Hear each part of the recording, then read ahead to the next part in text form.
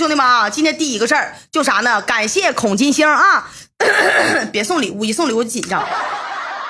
第一个事儿，昨天我非常想跟大家讲啊，看完这个消息，家人们我都震惊了，我汗毛孔都竖起来了。但是我没讲为啥呢？因为昨天没实锤，我就查了全网啊，就好多那些小博主就是说的这个事儿。然后我一想，不实锤不敢给大家讲啊，这事太大了，就比那个埃布拉姆斯航母这个在那个红海被也门给干沉了，就这事儿都要大。说什么事儿呢？非常炸裂消息。有人说苏啊，有没有炸裂的？今天我跟你说，绝对炸裂啊！有人说你别叭叭，赶紧说吧。来，美军战斗机的机密资料泄露了，你们敢想吗，兄弟们？全世界第一大军事强国，全世界最牛的战斗机啊 ，F-15、F-35，还有美军现役的一些788的导弹数据，全网流传。就你们查，你们的搜索能力如果可以的话，你们也能查得到啊，查得到，而且浩浩荡荡、乌乌泱泱，整个是250 GB 的资料，妈呀！竟然是个真事儿。那么问题来了，兄弟们，我就请问了啊，就第一个问题，这些资料谁泄露出来的呢？哎，你们可以猜猜呀。有人说老毛的啊，有人说不知道。我现在家人们啊，我查完资料之后，我都蒙圈了。当然，我也不能说100%的确定是谁泄露的。那么第二个家人们，咱就说泄露资料这个人，他不怕美国收拾他吗？如果是我的话，我都吓嘚瑟了，对不对？这是第一个话题啊。第二个话题，家人们，前脚战斗机的资料咔嚓被人泄露了，后脚兄弟们，你知道发生了一个普天同庆的事儿啊？你知道什么事儿吗？日本的 F-15勾战斗机在北海道那边五五旋旋的，叮当456的，还在军演呢。那家伙天上嘎嘎溜的练签名呢。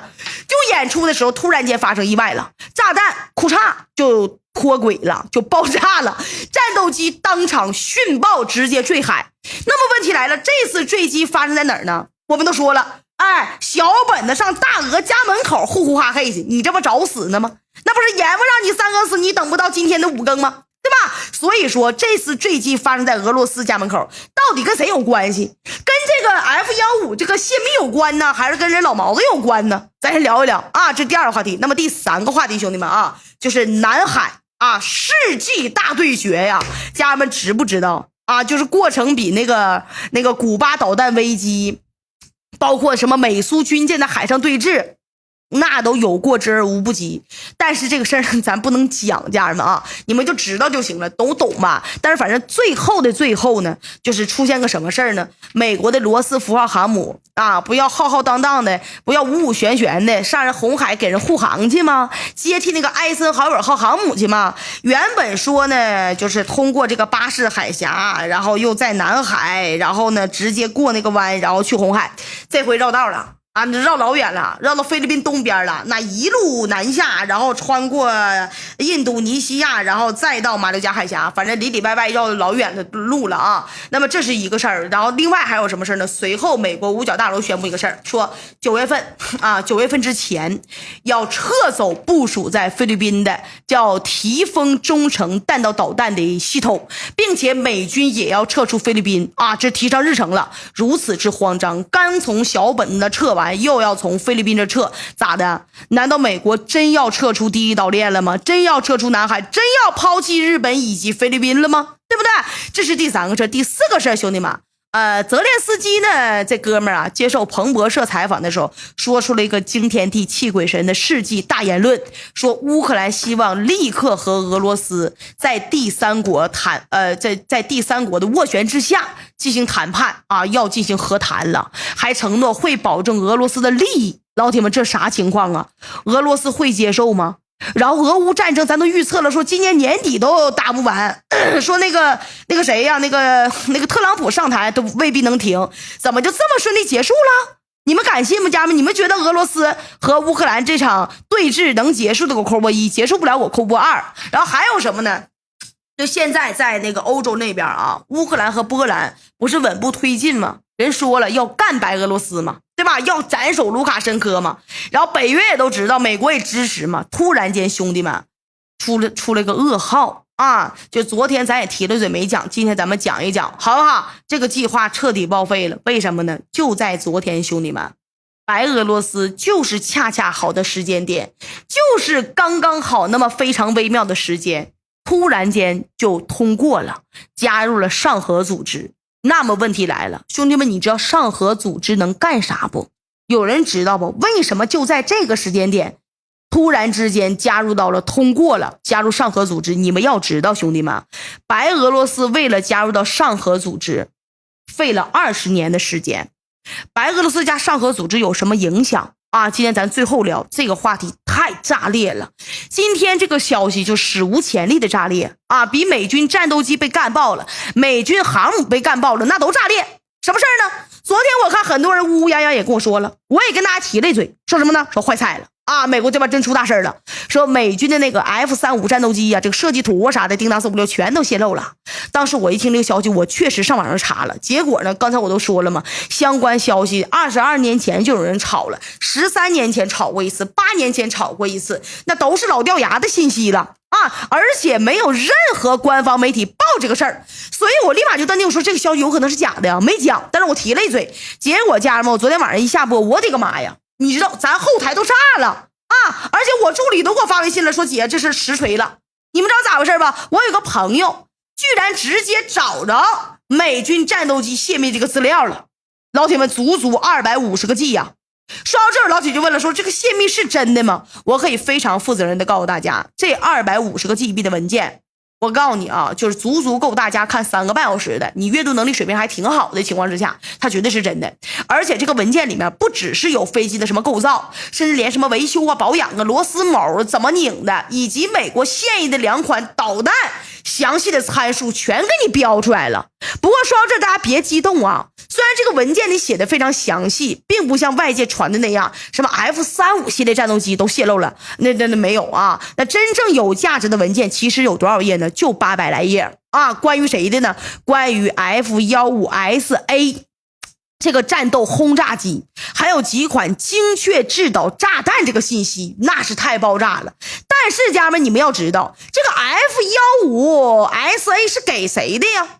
对不对？刚才我说 F-15系列战斗机，咱就说句老实话，你要是在这个大国战争当中吧，它这个威慑程度压根排不上号啊。至于另外几款的精确制导炸弹吧，其实问题也不大。而关于 F-35这个资料，兄弟们，我真看了一下，主要是什么呢？就是维修啊、保养啊，还有作战能力之类的描述。就这玩意儿，咱说句不好听的，就咱这都不用考察咱们的搜索能力，你上网上只要是你细心的，你有阅读能力的，你上网上一搜全有。说白了，就这次泄露啊，就关于 F-35系列战斗机这个信息，在美国国防部这个保密级别里面压根就排不上号啊，这都无所谓。但说到这儿，老铁就问了，说苏啊，既然这个美军最新 F-35没有太多泄密，那家伙感情好了，你这250个 G 的文件，那是不是没啥意义了？兄弟们，如果你们这么想，答案就是错了，而且大错特错。我当时看完这个资料之后，我脑子里就出了2个问题。你知道什么问题吗？第一个，家人们啊，第一个问题就是这个消息是谁透露出来的呢？谁泄的密呢？第二个问题就是为啥这次关于 F-15SA 这款这个战斗轰炸机泄密的这么全呢？而 F-35泄密出来的信息，那跟销售用的 PPT 都长得是一样的，全程都在吹呀，说哎呀，俺家的 F-35多能打，呼呼哈嘿叮当456。然后我一查，好家伙了，这次信息背后啊，牵扯的那比棱镜门可怕100倍。你们别觉得说苏你说话太夸张了，你听我讲完你就知道咋回事了。这个事儿什么情况呢？我在查资料的时候成费劲了，兄弟们，老费劲了。然后突然我都想放弃，我说这肯定是假的。后来我那个朋友包括我的助理都给我打电话了，说姐，这次啊泄密最全的是不是 F-15系列的战斗机？我说对呀，我说我正看呢。然后我助理给我发了一个新闻的截图，好家伙了，你知道咋的了不？日本的那这个叫读卖新闻吧，就报道了，说就在昨天上午，咋的了呢？日本有一架 F-15勾战斗机在那呼呼哈嘿呢，在那训练呢。而且跑人家俄罗斯家门口训练去了，那导弹咔嚓就脱落了，就在接近海面的时候，咕咚一声就爆炸了而这架日本的 F-15勾战斗机呢，也因为受到导弹这个波及啊，炸弹这个波及，直接被炸稀碎啊，被炸的熏爆了。那你们以为这条新闻是最狠的地方吗？不是，后面还有狠的地方呢。是什么呢？说这架日本的 F-15勾战斗机坠毁的地方，兄弟们，像我刚才说的，在俺这俄罗斯家门口，你这不是上赶着找死呢吗？对不对？虽然日本这边解释说他们是在为接下来北海道附近这个军演提前排练啊，在那演习呢，但是老铁们，我就问你啊，就这边 F-15这个机密文件刚泄露啊，另外一边在俄罗斯家门口军演的 F-15勾战斗机咔嚓就炸了，就你们能控制不住就把这两件事不往一起想不？就反正我是没控制住，我就往一起想了啊，所以当时我就寻思，好了，我找着方向了，我再去查，我再去探。我的个妈，兄弟们，我敢保证，我不敢说实锤啊，70%到80%，但也不敢说90%。我这个想法一点毛病都没有。这250个 G 的美军战斗机这个机密文件啊，很有可能跟老毛子是有关的，而且是在7月3号就已经全网发出去了。但是查到这我就纳闷了。我说不对呀，我说大哥一出手肯定就知有没有啊，你这俄罗斯的黑客把美国的机库啊机密库啊都给攻破了，他就窃取个 F-15，那不扯淡呢吗？他最应该窃取的文件是啥呀？对不对？如果你是俄罗斯黑客，你把人家机密文件都给干了，你窃取个 F-15，那战斗能力也不行啊，最起码的你整个 F-22的，包括 F-35的，或者是 B1、B2的那种，是吧？甚至是美军的核武器这些资料啊，你最次你搞点 F-16的信息呀，你搞 F-15那成啥事儿了？那没啥意思呀，对吧？你们可能会说，人家俄罗斯黑客肯定都搞了啊，就放出来这么一点而已。我跟你们说，有没有这种可能呢？肯定是有的，兄弟们。要说黑客这一块，俄罗斯真是头的，但这次是不是？我告诉你们，不是。真相说出来，你们肯定都不敢相信，也不是100%实锤的，你们就当个小说听就完事儿了啊！这俄罗斯手里边的美军机密文件，几乎是可以肯定啊，也就估摸大概，也许可能差不多吧。可能谁给的呢？家人们，骆驼给的，知道吧？知道骆驼是谁吗？沙特给的。有人说苏，你为啥这么推断呢？首先家人们，咱就来说啊，就这次泄密那个文件里面最详细的最完整的一款战斗机是谁呀？刚才我说了 F-15SA 战斗轰炸机，就这玩意儿是啥呀？有人知道吗？那就是美军给沙特量身定做的。咱就再说直白一点，就这款战斗机美国自己个儿都没装备，全球装备这款战斗机的基本就是沙特一家。再加上前段时间我刚说了，我说美国为了让沙特签那个两国之间安全防御条约，那直接给人沙特画大饼，那大饼画的顶当硬啊！开后门啊，说哎呀，那个小爷是不是你这个 F-35你是不是要？我给你啊，对不对？核技术你是不是想要？我也给你啊！你想要啥，只要你张嘴，大哥就直接给你啊！结果沙特这边都快动心了，美国代表突然来了一句：收了我的货，你除了要跟我签这个美沙安全防御条约之外，你还得保证从今天开始，你要断绝跟龙国的一切来往，什么通信技术，什么军购武器，通通都不行。现有的龙国武器你全都得交给我，我可以加价给你，就是在你这买。这话一听，沙特当时脸就噜下来了，就黑了，说去边拉去吧，就你这点条件我答应你，那我不是大傻子吗？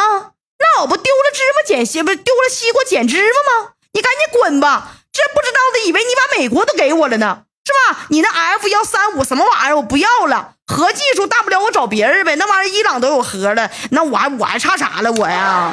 是不是？之后这个事儿大家都知道了，什么事儿啊？家人们你别忘了啊，这咱也不是说这是有联系，反正是呢，最近咱们迎来了好几个好朋友，沙特国防部长啊，带着导弹部队的司令啊，一帮人来咱这整个旅游团啊，刚旅完游啊，是不是啊？这个一对高官什么的全来了，谈的啥都是机密，但事儿啊，老铁们，我估计啊，估摸着大概也许可能谈成了。但你们想，当时美国代表要拿 F-35去诱惑沙特，是不是要把 F-35的亮点得展示一下？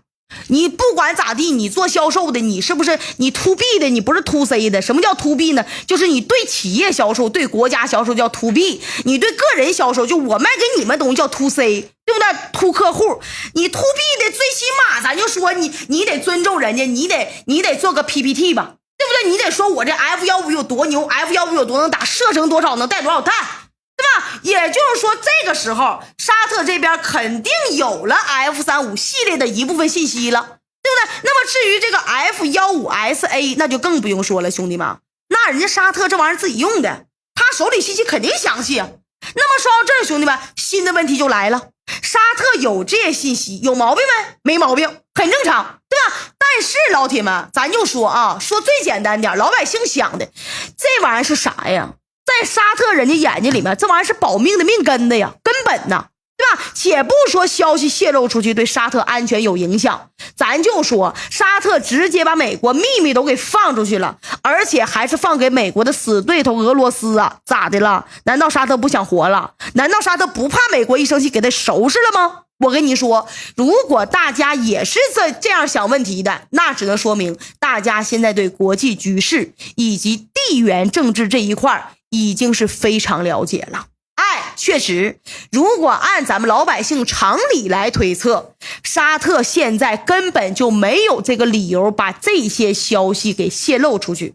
毕竟泄露出去之后，兄弟们，沙特安全保障一下咔嚓就削弱那么一大截，还得面对美国这个追责。但是呢，老铁们，你们有没有想过，如果不是美国他办事太过分了，沙特能跟他这么快撕破脸吗？有说咋过分了？老铁们，你听我讲啊，就像这次老铁们啊，感谢飓风源啊，沙特为啥把信息要透露给俄罗斯啊？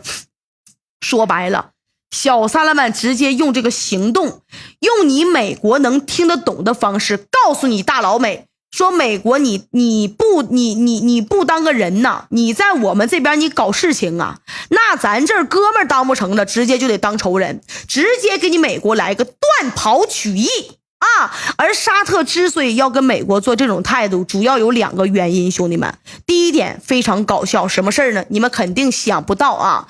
前天的时候，也门胡塞武装的领导不是讲话了吗？说警告美军啊，如果你罗斯福号航母抵达红海水域了，也门必将击沉你的美军航母，对不对？说完之后还不等美国这边反驳呢，也门这边先是咋的了？直接穿过那个沙特了，对着正在地中海部署的2艘美军军舰，直接叮当456给你干了。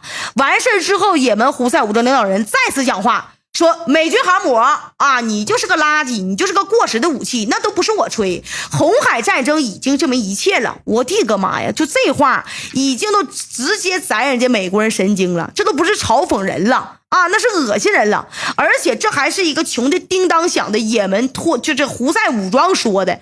你说就这情况，家人们，放你是美军，你能忍不？刨根问底，你忍不了啊！嘎拉哈忍冰凉都剁碎了都忍不了啊！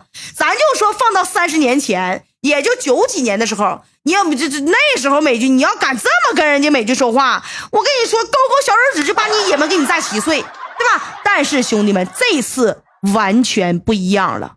美国说，我不但忍了，而且忍下来的方式还不只是一丁点儿的耻辱和屈辱。怎么个事儿呢？美国五角大楼先是宣布一个事儿，说我们不从红海过啊，我们绕道，我们绕好望角去，完了我再从直布罗陀海峡过还不行吗？结果这话音还没落下呢，屁股还没坐热乎呢，声还没传出去呢，伊朗昨天直接找了阿尔及利亚，你还找了谁呢？还找了西班牙，就开始在直布罗陀海峡附近叮当456就开建了。建的是啥呀？导弹阵地。同时西班牙这边直接扣了一个船，这个船就是给以色列运导弹运炸弹那个弹药的那个船，表明自己的态度了。然后老铁们，美国这边真坐不住了，傻眼了，蒙圈了，直接立正实话了，啪啪抽自己大嘴巴子呀，说我这嘴咋这么贱呢？早知道不说去中东啊。但是抽完之后没用啊，你得想办法解决呀，对吧？那作为全世界第一大牛的美军，他怎么想的呢？说这么的，我就慢慢走，我就看这个事儿呢到底有啥转机。结果兄弟们，转机确实有了，但对美军来说，这个转机呀，直接给美军转到臭水沟子里面去了。为什么呢？因为美国这个罗斯福号航母这边刚从韩国离开，那叮个当叮个当往那边走呢，准备干啥去啊？准备去给菲律宾撑腰当借口，在菲律宾那边多拖延点时间。突然间，兄弟们啊，咱就说一个火花带闪电呐，咱家山东号航母带着6艘军舰，总排水量多少吨？20多万吨。好巧不巧的，你说这时间点就赶上了，直接你说就碰面了，直接就跟这个美军罗斯福号航母打击群几乎是面对面，五六百公里呀，在海上，那就是面对面了。你们没听错，就在此时此刻，美军航母打击群正在南海附近跟咱家的山东号航母，他俩哥们儿会哥们儿呢啊！而美军家们这玩意儿就不能讲了，美军你说他欺负一个小卡拉密装自己是大爷还行，你要说他遇到咱家的20万吨排水量的山东号航母编队，你告诉我他怎么装啊？你告诉我他怎么装？这2天揭秘了，前2天在南海一顿库库电子战，就菲律宾那个夸干停电那个直接揭秘了啊！这咱不讲了，因为咱都预测过了，几乎跟咱预测的差不多。但是这次山东号这个事儿，老铁们啊，咱不能讲，目前都是机密，就像16年南海危机那样啊，就可能过个2、3年，咱就讲这中间发生事儿。但是听完这儿，家人们大家不用慌，大家就记住一件事儿：这次美军航母就是给他干到姥姥家去，姥姥都不认识了，甚至说毫无还手之力。而且就这事儿发生完之后，兄弟们，我告诉你们结果啊，美国人彻底蒙圈了，说我的个妈呀，这还是当年唯唯诺诺的兔子吗？在震惊之后，美国人直接宣布了2个重大决定。什么决定呢？第一件事儿，刚才我说了，美国原计划让谁呢？让罗斯福号走近道，直接通过巴士海峡。巴士海峡在哪儿？把地图拿过来给我看啊！直接进入到南海境内，然后在菲律宾啊这个附近待一段时间，撑撑场面，最后再这个穿过印度洋直达红海。结果现在啥也不想了，撒丫子赶紧跑啊，直接绕了5000多公里，从远远绕开咱家南海的11段线，然后绕过菲律宾的东部，连东部都没敢待呀，直接绕道了，绕道菲律宾的东部，然后直接进入到马六甲海峡，再到印度洋，再到红海。老铁们，这是怎么说呀？也挺好理解的。之前从巴士海峡直接穿到南海，进入到印度洋，非常快。但是这边，妈呀，再放眼一看，再回头这么一瞅，坏了，这不掉人家兔子窝来了吗？那这吓人呐！这刚吃完亏呀！如果你再从这边走，你几个意思呀？那你是真给脸不要脸了。你来咱们这，我就说了，咱远洋作战不敢跟你比。那家伙区域拒止能力，第2岛链收拾你都倍儿服的。你来俺家南海这边，你干啥呀？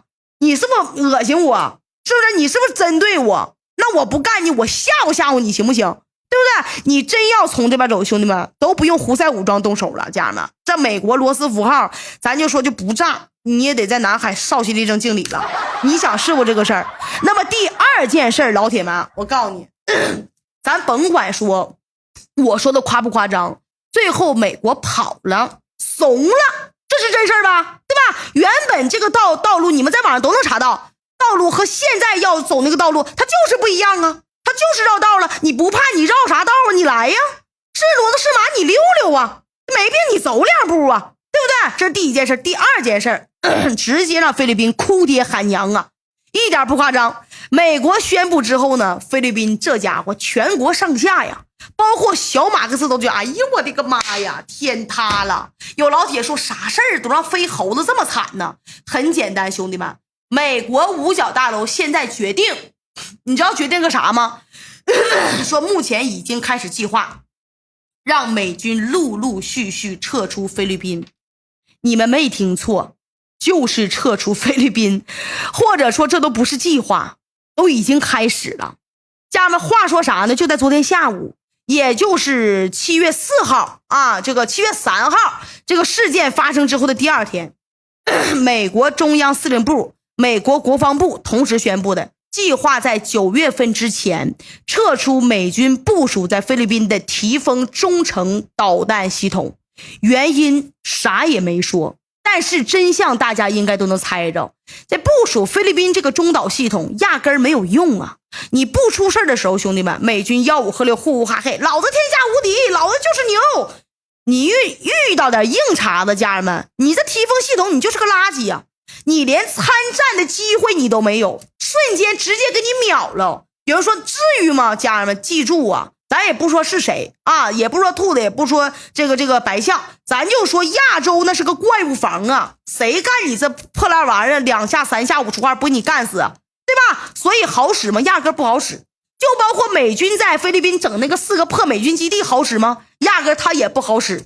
现在老铁们，那琉球群岛的撤军了，都是在咱关岛都在咱家的覆盖这个覆盖导弹的覆盖之下了。我就问你，那菲律宾美军基地是不是火把的呀？那刨根问底是火把的呀，第一时间直接给你一锅烩了，对吧？也就因为这个原因，兄弟们，美军算是彻彻底底的明白了，玩不了了，一点玩不了，不能玩了。现在撤退，留下最后的颜面。那等别人当着全世界干爆我俩大牙的时候，我彻底完蛋了，对吧？所以说第二天，美国五角大楼直接就宣布了，说要把提丰中程导弹系统直接撤出菲律宾。当时小菲斯总统小马克思听完之后，那家伙脸红脖子粗啊，真的啊，眼泪鼻涕挠往下流啊，直接给老登打了电话，结果老登都没接啊，他又给谁呢？给印太司令部打了个电话，说你可是我亲爹呀，啊，我现在挑衅龙国都到这个地步了，你把这个美军这个提丰中岛给我撤了，我还玩毛线了？人家常说龙国出动海警就能灭了俺家小飞猴子呀，那都太高看我了。我跟你说，大老美啊，你是我亲爹，你要把这玩意儿撤走了，你都别说人家海警船了，人家渔船总排水量1000多万吨呢，真要干我，他家渔民拿个镐把都能把我给废了啊！所以你可千万不能走，我给你跪下，我给你舔鞋，行不行啊？其实小马克思这么激动，兄弟们，那是完全能理解的。为什么呢？因为他现在啊还能在位，说白了就是美国在后面顶着他一把。现在美军虽然没直接说要放弃的，但是兄弟们，我就问你，如果咱真叮当456了，真刀枪炮了，小本子都是必须得投降那货，美国小本子都能放弃，你菲律宾你算个屁呀，对不对？你是儿子的儿子，你连当孙子你压根都提携不了，对不对？所以咱就是说啊，你把导弹系统和美军都撤走了，和放弃小马克思有什么区别呢？没区别。再加上现在杜特尔特人说了，我带我俩儿子带一个姑娘都放话了，说老子明年就参加选举，我就参加议会选举，完了后年等你执政完事儿之后，我让我大儿子我参加你的总统选举，完了让我小姑娘我再当副总统。回到政坛之后，你就等着，家人们，小马克思这2年我跟你说能活过3年，我就算他赢了。而没有权力之后，家人们你就看吧，小马克思都活不过泽连斯基，你信不信？最后结果除非是提前嘎了，那真是别的就是没有任何的可能性了。但是这些痛苦啊，都是站在菲律宾和小马克思的角度上来看的。站在美军的角度上，这菲律宾待在这儿就是个活靶子，跑得慢就得死，就一个字死啊！管你菲律宾死活呢，谁家儿女啊？所以说美军印太司令这边就一句话说，赶紧给我滚，别耽误我时间。怎么说？一句话基本上就是给美军留在菲律宾继续帮他们撑腰的可能性完全就给干消失了。那么说到这儿，我想说一句话，家人们，我不知道老铁有没有发现啊，现在这个情况呢，很像当年美苏冷战时期发生的古巴危机事件是一样的。当年美苏军舰在哪儿？在海上对峙之后，苏联不就率先撤走部署在古巴的导弹了吗？现在对峙之后，老铁们你就看，美军先把日本直接给撤了，再把菲律宾的导弹给撤了，美军也直接从日本和菲律宾撤军了。如果按这个节奏下去，家人们，先撤走中程弹道导弹的国家分裂，那下一步是什么呀？会不会出现美国走苏联的老路啊？是不是过了几年直接干分裂了？家人们，我真心觉得这种可能性真不小啊！同意我观点扣1啊！最后咱再回头说过来，这个事儿跟沙特泄露美国战斗机机密给俄罗斯有啥关系呢？其实关系也大了去了。原本吧，沙特之所以迟迟不肯和美军彻底翻脸，咱说白了有顾虑啊，害怕这边龙啊，这边那个熊啊保护不了他骆驼。再加上美军基地呢在沙特境内也不老少，所以说沙特这边各种犹犹豫豫。但是经过美军航母直接被干的一点都不吱声，一干一个不吱声啊。然后沙特这边终于明白了，说去边打的美国吧，那狐假虎威呀，你啥玩意儿不是啊？在我这边你让个也门拖鞋军干废了，你在那边哎呦我的妈呀，兔子一出手你直接都干跑路了，你都干绕路了是吧？那该翻脸时就翻脸，该出手时就出手。于是乎兄弟们直接就嘎一个电话给老普干过去了，说大哥我这边有一本小说你看不看，250个 G 呀，直接这俩哥们就分享了。但是这事儿呢他也确实没有那么顺利啊。当时呢我猜的啊，家人们就当我猜的，说沙特这边跟俄罗斯连上线之后正准备交接存放机密这个存放小说那个硬盘呢，结果呢负责送货这个沙特官员莫名其妙的家人们死了，你知道吗？莫名其妙直接在希腊就嘎了。当时俄罗斯这边一瞅这情况，立马觉得不对劲儿，赶紧通知普大帝包括科克伯了，说坏了，给咱家送小说那个人啊，这个计划泄露了，赶紧安排相关人员。而普大帝听完之后那当机立断了，说这小说不行啊，我必须得看呐，是不是啊？那比追玫瑰的故事那我都着急呀。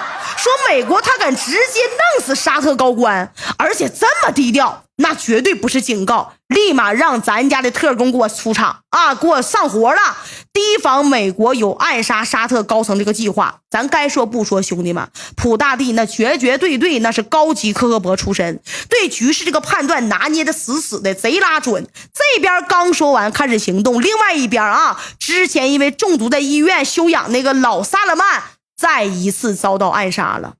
你们能敢想不？不过好在沙特这边配合，科克伯呢特工还有当地这个瓦格纳保镖提前对老萨勒曼进行了安全转移，把这个坏事儿才没发生啊。而这也让俄罗斯这边的介入呢，导致美国这一边是真找不到刺杀小萨勒曼和老萨勒曼的机会，最终只能放弃计划，然后转头就要派代表对沙特访问。兄弟们，你说你要干死人家了，让人家发现了没整死，你要访问人家，我就问你小萨勒曼是啥人呢？这哥们老狠了，我告诉你啊，你们去查查他，有专门写小萨勒曼这个人的人物传记，你看完之后老铁们，我告诉你啊，人家可不亚于色货我三哥，真的贼牛啊！就不管是对内还是对外政策，包括手段阴谋还是阳谋，这哥们太牛了。你说老美杀他爷俩2次了啊，你说没成功就不算吗？肯定不行啊。所以这小萨勒曼当时就怒了，转头就把美军战斗机这个资料啊，总共是将近250多个 GB 的啊资料直接送到俄罗斯手里。俄罗斯呢也跟沙特商量完之后，挑出来其中的这个一部分，选择直接全网公布，其余的我估计啊，得等到沙特有了替换的战斗机，才能陆陆续续公布出来。那么至于一开始兄弟们咱家说的啊，说日本的 F-15勾战斗机在北海道那边咔嚓就爆炸了，我只能说小本的你就是作死。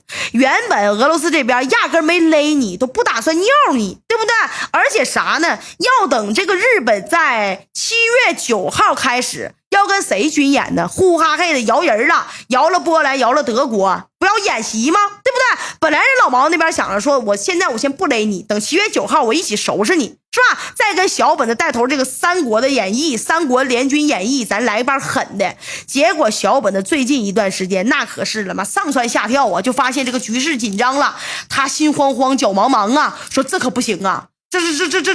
我这导弹实力啥的我不够用啊！要真刀枪炮了，我就灭国一个下场了，而且我爹还走了，你说这可咋整呢？所以说我必须要做点什么，让我美爹把我的狗链子给我松一松。所以说呢，佩斯科夫前脚说完，小本的军演开到俄罗斯家门口，就是潜在的威胁。人说了，让小本的赶紧给我滚远点。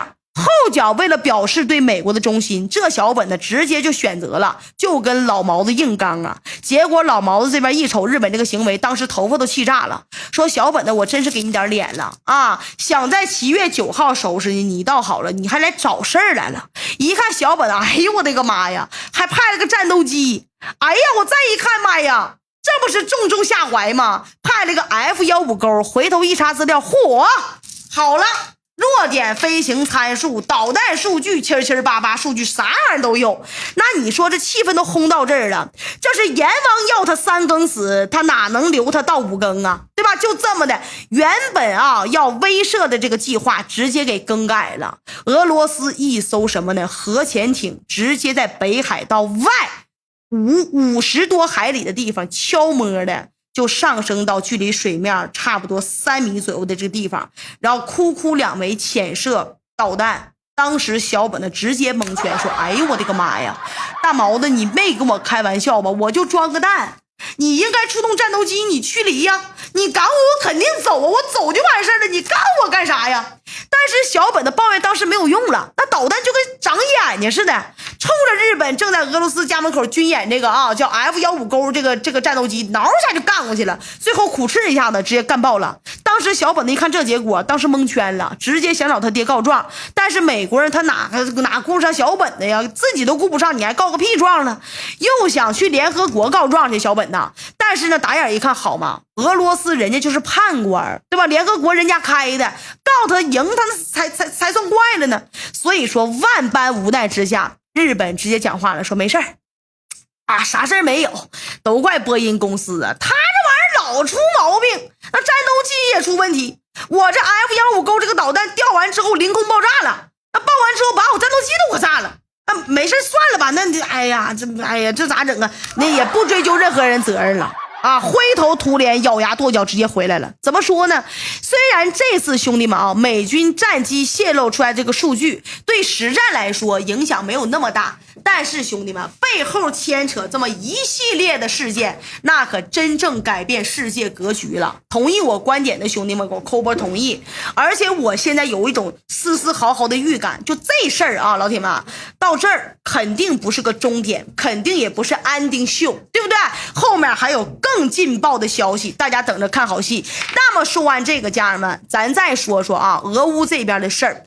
今天呢这个最新的战报有没有人看见？说自打朝鲜这边过去几个建筑工人据说是2000来号人，也有说是1000来号人的，是不是？